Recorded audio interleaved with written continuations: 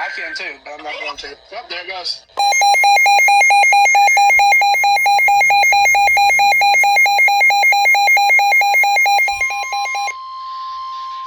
The National Weather Service in Raleigh has issued a severe thunderstorm warning. This is weird. Northwestern Anson County, southwestern Montgomery County, Stanley County until 6 p.m.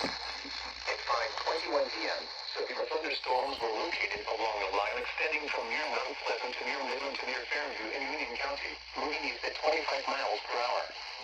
Hazard, 60 miles per hour in both San Nicolas hail. Source, radar indicated.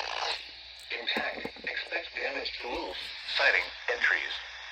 Locations impacted include Albemarle, Weiler, Fairview in Union County, Locust, Norwood, Oakboro, Stenfield, Mount Gilead, O'Hare Haven, and Morrow Mountain State Park. For your protection, move to an interior room on the lowest floor of a building.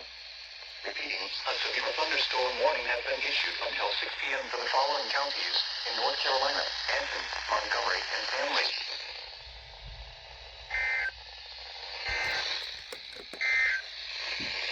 This is NOAA Weather Radio. All this is station WWF60, operating on